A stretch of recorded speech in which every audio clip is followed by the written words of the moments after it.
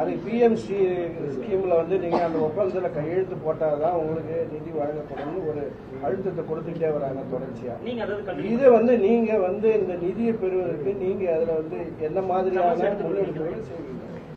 கடந்த 2 ஆண்டுகளாக அந்த நிதி வந்து நமக்கு வந்து சேரல. அது வந்து ஒரு மிகப்பெரிய துயரம். அந்த நிதி எங்களுக்கான நிதி கிடையாது, இந்த அதிகாரிகளுக்கான நிதி கிடையாது. அந்த நிதி அந்த மாணவர்களுக்கான நிதி, மாணவிகளுக்கான நிதி.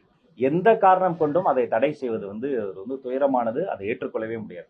அதே சமயம் எந்த மறைமுக அழுத்தத்திற்கும் நாங்கள் அடிபணிவர்கள் கிடையாது.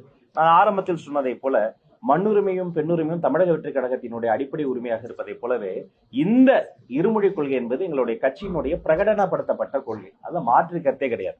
இங்க மட்டும் கிடையாது, சிங்கப்பூர்ல லீக்வான் யூ ஐயாவே அதை தான் பண்ணாரு. ஒரு ஸ்கிராச்ல இருந்து ஒரு கண்ட்ரியவே ஃபர்ஸ்ட் நேஷனா மாத்தினாரு. அங்கேயே உலகத்தோடு தொடர்பு கொள்ள அவர் இங்கிலீஷை தான் அவர் பயன்படுத்தினார்.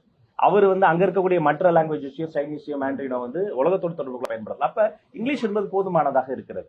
அப்ப எந்த மறைமுக அழுத்தத்திற்கும் நாம அடிப்படையாது. நீங்க எடுத்த கொள்கையில் சமரசமின்றி கொள்கை சமரசம் என்ற பேச்சுக்கே இங்க இடமில்லை.